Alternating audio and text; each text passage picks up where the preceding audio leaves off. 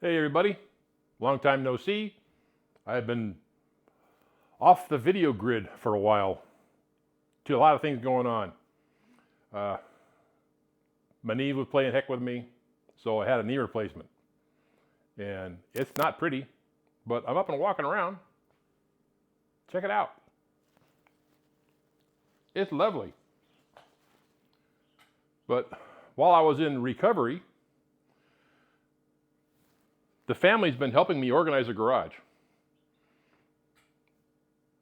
They kind of shoved everything over here next to what I'm doing. But that's okay. It's all right. It's all good. But now I'm at least getting around to the point where I can do some stuff. Not much, but I'm pretty much on my feet for an hour or two. Then I got to go ice it. Then I can do a little bit. Then I can ice it. But I'm on the road to recovery. I got a lot of stuff done on this. I was in a hurry because I knew I had surgery coming up, and I wanted this in at least in one kind of piece. So I skipped over a lot of it. Didn't video it. I didn't have time. I was really pushed for time. But I'll do a makeup video. But here's some footage of what I did. What I did before I did what I did. Does that make sense? Sure. Anyway, here's some makeup footage. Hope you enjoy it.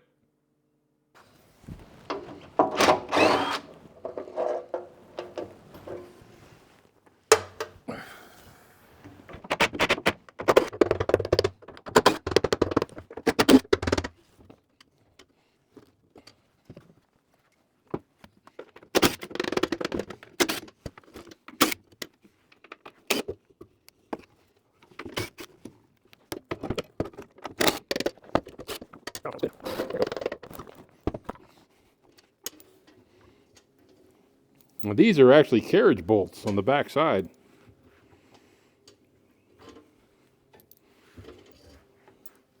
Save all the parts and pieces as much as possible. Can I get to that one?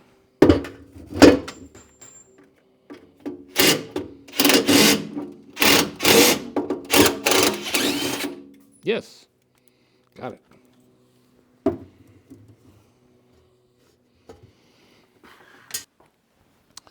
Okay, can I get this to come up? Oh, yeah.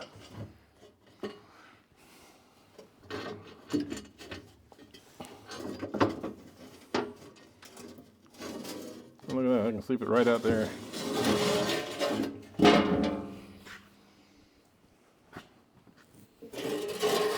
Cool. Okay, I got the light on in here. Now the brake drum goes on right here, and this shaft I noticed had a lot of play. This shaft has to come out this way, so the pump would be in the way. So I decided, okay, I'm going to definitely do those. This side's all nice and oily. It doesn't look too bad. This side here, I already got it torn apart, was all rusty. Not bad, but just some surface rust. So in order to pull this shaft, you need to separate the chains. Each chain's got a master link. And it's pretty easy, actually. Then it's got, on this side, it's got a dust cover, like a regular brake drum. You pull the dust cover and get to the nut and washer and pull it apart, just like any other wheel bearing. Now, in the screwdriver here, this is a hydraulic motor. That sprocket right there comes up and drives this shaft. This shaft here, the brakes go on this. This is parts I got from the other side. So don't get confused. Pay attention. This shaft, this is like a jack shaft. It's called a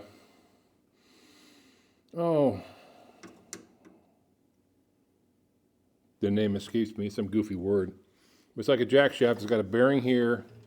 It's got a bearing here on the other side, which comes out right there. That's like an axle bearing. And That drives everything. So this chain drives this shaft. In turn, this shaft drives this chain, which is the rear wheel. That's sprocket there. And this chain is the front wheel, which is that sprocket there. That's the front axle there. And likewise, the rear axle's hooked onto that chain.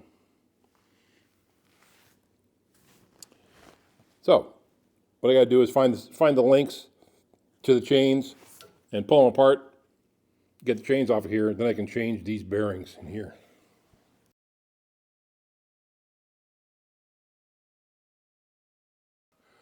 I may have lost the footage of me cutting this. So these 3 teeth here are broken. So to replace those, I cut this part section off. There you can see those three broken teeth. And ordered a new cog sprocket, just like that. And the same size, like that. And that's how I'm going to rebuild that part. Now I can put this back in. The only difference is these both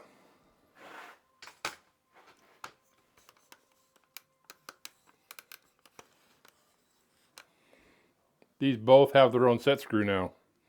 Where before there was only a set screw in this one. Like that.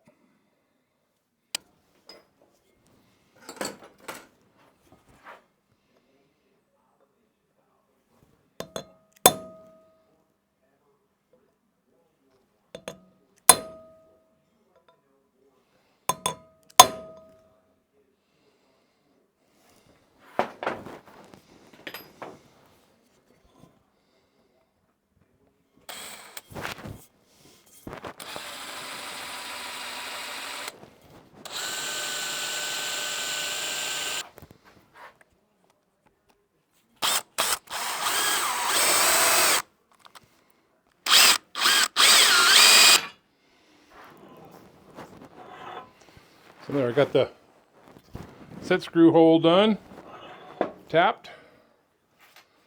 Should I use a Sawzall on this?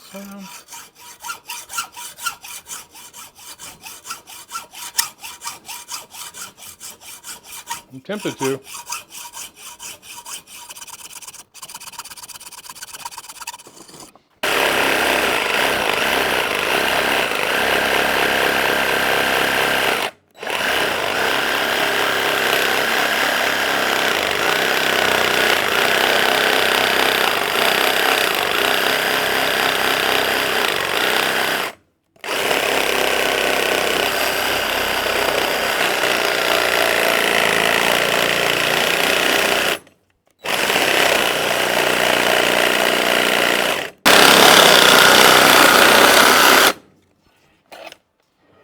That worked. Awesome.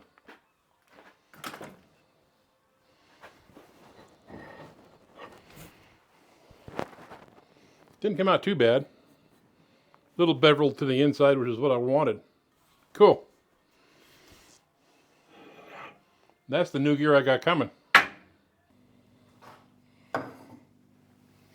Then I'm almost ready to start putting stuff back together. But first, I gotta clean out this sump down here because it's nasty. It's full of all kinds of ugly stuff, mostly just dirt and grease. So I'm working on putting this, I can never remember what they call it. I call it a jack shaft. Cluster shaft. It's a cluster shaft.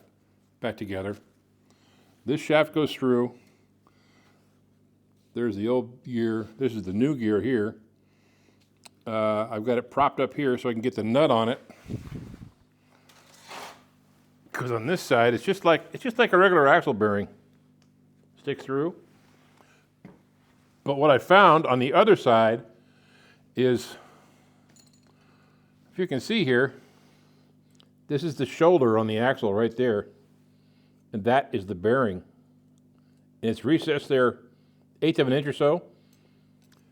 Well, on the other side, I think this side as well, not sure, I don't really remember, but on the other side for sure, they had a washer like this that fit here, that hit the shoulder. So it wasn't pushing on the bearing. So right out of the bat, it was loose. It wasn't tightening up the bearings. So what I did, I could stack washers there, that's kind of hard. What I did, I took some 1¼ inch washers and I tacked them together. So there's 1¼ inch because the shaft is 1¼ inch. And I can put that on there, like that. And then put the nut on. But I need 2 hands. All right. Now, I put that washer on there. It fits the spline there. And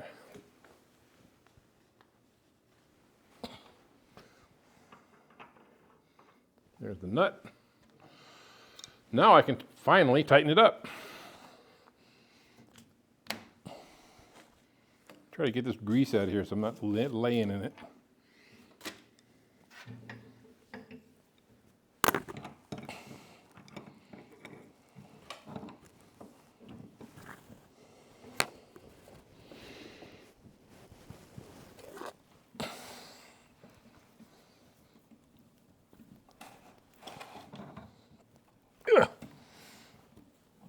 That's stiff, there we go.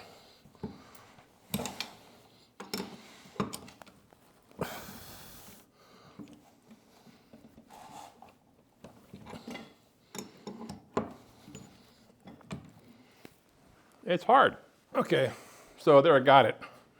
What I had to do was hold that axle out, put some pressure on it. So I came up with that jack pushing on the shaft so it couldn't come out.